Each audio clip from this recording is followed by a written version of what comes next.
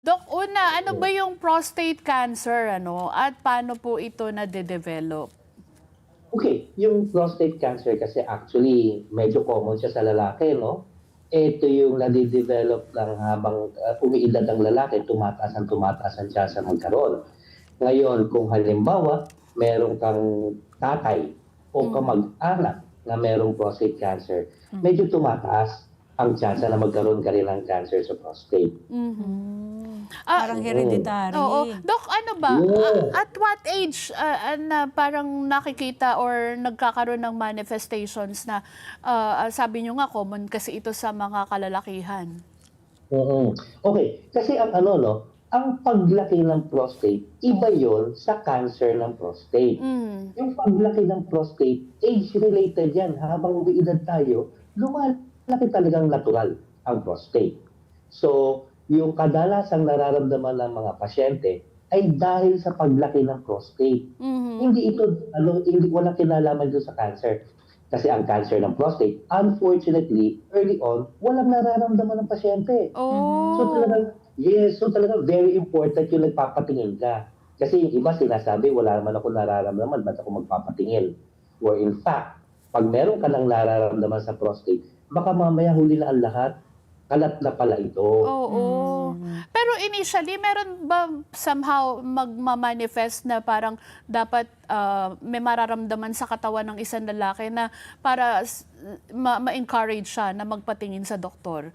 Halimbawa, yung hirap po ba sa pag-ihi o kung ano man Oo. nararamdaman, indication po ba yun na kailangan magpatingin sa manggagamot? Oo, ito 'no, regardless kung may nararamdaman ka o wala, dapat at the age of 50 nagpapatingin ka na. Pero ang usual na pinapatingnan ano, halimbawa, yun na nga, nahirapan umihi o ang feeling nila na is parang kulang yung iniihi nila na hindi nila nailalabas yung ano, yung kanilang naiihi, yan. Mhm. O kaya yung tipong merong kailangan pa nilang iire, yung kanilang pag-ihi. Mhm. Yan yung mga ano, yan yung mga senyales na lumalaki yung prostate na of course, magpapatingin ka rin sa doktor. Pero gaya nga ng sinabi ko, hindi mo kailangan antayin 'tong mga ito. Mhm. Automatic yan, 'pag pumalo ka na ng 50 dapat nagpapatingin ka na. Ayun. So ibig niyo pong sabihin na Dr. Stephen, may kinalaman po ito sa edad ng lalaki. 'Pag tumatanda Ye na, possible na magkakaroon siya ng ganitong uri ng karamdaman. Tama po ba? yes, oo. Tama. Oh, yes, Mhm. correct. Oo, yung ano, tumataas ang tsansa na magkaroon ka ng prostate cancer habang ikaw ay umiidad. Mhm, mhm. And then of course, iba pa rin yung ano 'no, yung kasi, as, Asians, medyo mas mababa ang chance natin magkaroon ng cancer kumpara sa ating, Westerners na ano, counterpart. Pero Mhm. hindi ibig sabihin ay hindi tayo magkakaroon ha, mas mababa lang sa kanila pero ang tsansa is mataas pa rin. Mhm. Pero na-mention niyo rin kanina, family history mahalaga po.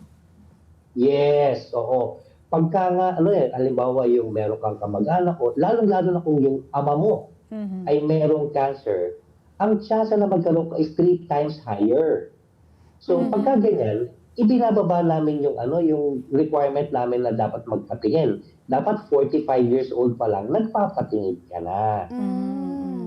May early signs po ba ito or symptoms yung pagkakaroon ng prostate cancer sa mga kalalakihan, Doc? Unfortunately, wala, eh.